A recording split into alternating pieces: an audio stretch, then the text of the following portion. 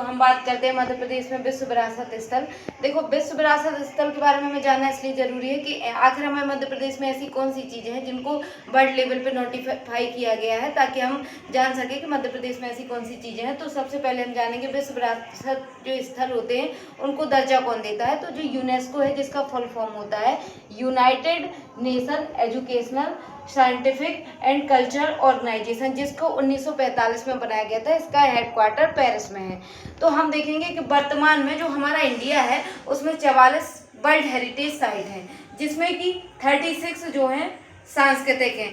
जो सांस्कृतिक से तात्पर्य जो हमारी कहीं ना कहीं संस्कृति को दर्शाती हैं, जैसे खजुराहो के मंदिर चंदेल शासकों द्वारा बनवाए गए थे। अजंता एलोरा की गुफाएं जो कि हमारी संस्कृति विरासत को बताती हैं। इसके बाद 7 प्राकृतिक हैं जो कि नेचुरल हैं, जैसे कि कंचनजंगा नेशनल पार्क जो हमारी प्रकृति को दर्शाता है, सुंदरबन नेशनल पार्क, और एक मिश्रित है जिसमें सांस्कृतिक और कल्चर दोनों आते हैं नेचुरल, जो कि कंचनजंगा है। इसके बाद अगर हम देखें मध्य प्रदेश में वर्ल्ड हेरिटेज साइट कितनी है, तो मध्य प्रदेश में 3 वर्ल्ड हेरिटेज साइट हैं। सबसे पहली है खजुराहो, जो कि छतरपुर जिले के अंतर्गत आती है। इसको 1986 में बनाया गया था। दूसरी है सांची के स्तूप, जो कि रायसेन जिले में स्थित है। इसको 1989 में बनाया गया था। तीसरा है भीमबेटका की गुफाएं, जो कि रायसेन जिले में स्थित है। इसको 2003 में बनाया गया था। और भीमबेटका गुफाओं की खोज 1958 में बांकड़कर ने की थी।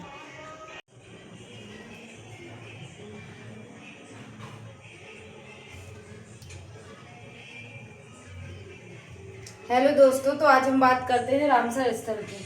सबसे पहले तो हम जानते हैं रामसर कन्वेंशन है क्या। 2 फरवरी 1971 को ईरान में एक रामसर स्थल है, वहाँ पर रामसर समझौता हुआ था, जिसमें कि ऐसी भूमि जो ना पूरी तरह से जल में है और ना जो पूरी तरह से सूखी में है, जो हमारे जैव विविधता और माइग्रेंट पक्षियों के लिए बहुत ही विशेष है। ऐसे में हमें उनकी सुरक्षा करने के लिए हमने 2 फरवरी 1971 को एक समझौता किया।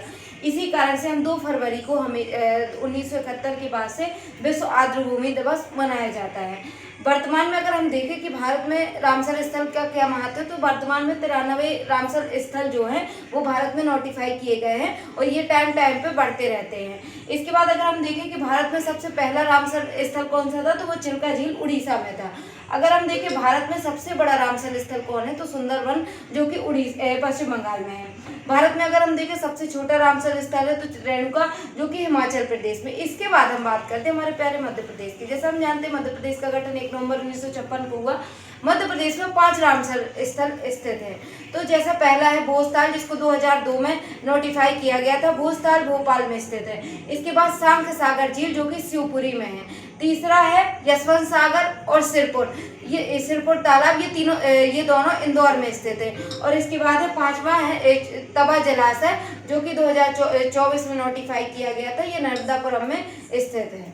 Thank you. चलिए, तो हम जानते हैं मध्य प्रदेश में जैवमंडल आरक्षित। सबसे पहले हमें जानना होगा कि जैवमंडल होता कौन है। जैवमंडल क्षेत्र से तात्पर्य है ऐसा स्थल जहाँ पर वायुमंडल, स्थलमंडल और जलमंडल तीनों का सामंजस्य होता है, जहाँ पर पेड़ पौधे, मनुष्य और जानवर तीनों का जीवन संभव है। ऐसे क्षेत्र को हम जैवमंडल क्षेत्र के नाम से जानते हैं। तो जैवमंडल में जहाँ पर तीनों का सामंजस्य होता है, तो ये हमारे पर्यावरण के लिए बहुत ही आवश्यक होता है। ऐसे में हम इनको यूनेस्को द्वारा विशेष मान्यता दी जाती है। तो सबसे पहले हम बात करते हैं अपने मध्य प्रदेश की। तो मध्य प्रदेश में जो बायोस्फीयर रिजर्व है, जैवमंडल को ही इंग्लिश में बायोस्फीयर रिजर्व बोलते हैं। तो पचमढ़ी बायोस्फीयर रिजर्व है, जिसको बायोस्फीयर रिजर्व 1999 में बनाया गया था, जो कि नर्मदापुरम जिले में है। लेकिन यूनेस्को द्वारा इसको मान्यता 2009 में मिली। इसके बाद है अशनाकमार अमरकंटक, इसको 2005 में बायोस्फीयर रिजर्व बनाया गया था, लेकिन यूनेस्को ने इसको 2012 में मान्यता दी।